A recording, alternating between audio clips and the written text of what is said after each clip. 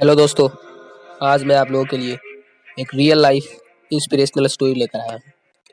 ये कहानी है 1938 की, करली नाम के एक आदमी की, हंगेरियन आर्मी की। वो उस कंट्री का बेस्ट पिस्टल शूटर था। जितनी भी नेशनल चैंपियनशिप हुई थी उस कंट्री में उसको वो जीत चुका था, और इसलिए उस कंट्री में सबको ऑलमोस्ट कंफर्म था कि 1940 में जो ओलंपिक होने वाले हैं उसमें गोल्ड मेडल कैरली को ही मिलेगा। और उसने सालों से ट्रेनिंग करी थी।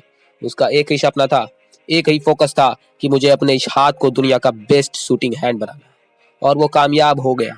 उसने बना लिया अपने बेस्ट शूटिंग हैंड। सिर्फ 2 साल का फर्क था। 1938 में एक आर्मी का ट्रेनिंग कैंप हो रहा था। क्योंकि वो आर्मी में था तो उसमें एक एक्सीडेंट हो गया, और उसके उसी हाथ में जो बेस्ट शूटिंग हैंड था उसमें एक हैंड ग्रेनेड फट गया और वो हाथ चला गया। जो उसका सपना था, जो फोकस था, सब खत्म। उसके पास अब 2 रास्ते थे। एक तो ये कि वो बाकी की पूरी जिंदगी रोता रहे और कहीं जाकर के छुप जाए, और दूसरा ये कि उसका जो गोल था, जिस पे उसने फोकस किया हुआ था, उसको पकड़ करके रखे। तो उसने फोकस किया उस पे नहीं, जो चला गया था, जो उसके पास नहीं था। उसने फोकस किया उस पे जो उसके पास था। और क्या था उसके पास? उसके पास था उसका लेफ्ट हैंड, एक ऐसा हाथ जिससे वो लिख तक नहीं सकता था। 1 महीने तक उसका हॉस्पिटल में इलाज चला हाथ के लिए, और ठीक 1 महीने बाद वो अपनी ट्रेनिंग शुरू कर दिया लेफ्ट हैंड के साथ।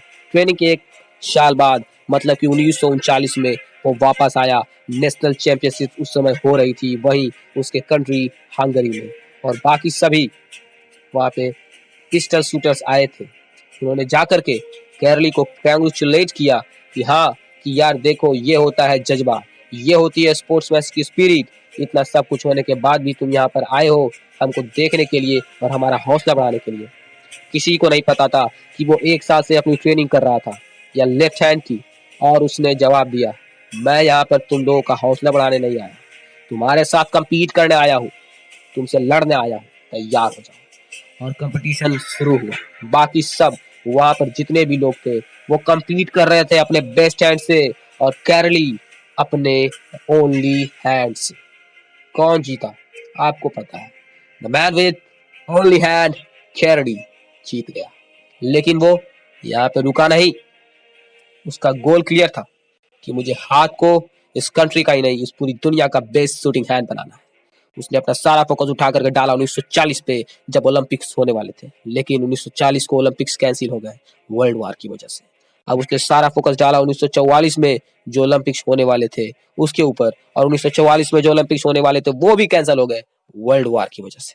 फिर से कैंसिल। अब कैरली ने अपना सारा फोकस उठा करके डाल दिया 1948 के ओलंपिक्स में।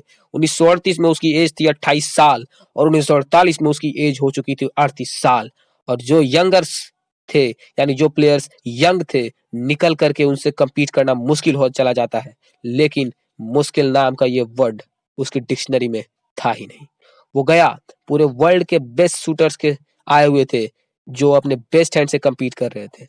ये वहां गया, उन सब के साथ कम्पीट किया अपने ओनली हैंड से, और कौन जीता? The man with only hand, Karoly. लेकिन वो तब भी नहीं रुका। 1952 ओलंपिक्स दोबारा कंपीट किया उसने, और इस बार गोल्ड मेडल कौन जीता? Karoly, the man with only hand. 4 साल बाद दोबारा से, और पूरी की पूरी हिस्ट्री को बदल करके रख दिया। ओलंपिक्स के इस पर्टिकुलर कंपटीशन में उससे पहले किसी भी शूटर ने लगातार 2 गोल्ड मेडल्स नहीं जीते थे। आप किसी भी लूजर्स के पास चले जाओ, उसके पास लिस्ट होगी बहुत सारे बहानों की कि मैं इस वजह से फेल हुआ, अपनी लाइफ में इस वजह से मैं कुछ नहीं कर पाया। बहुत लंबी लिस्ट होती है। दूसरी तरफ आप एक विनर के पास चले जाओ, उसके पास हजारों वजह होंगी ना करने की, लेकिन ना करने की जो वो नहीं करना चाहता है। सिर्फ एक वजह होगी जो वो करने की चाहता है, और वो कर जाएगा, और वो कर जाएगा। दोस्तों, इसके साथ जय हिंद, जय भारत।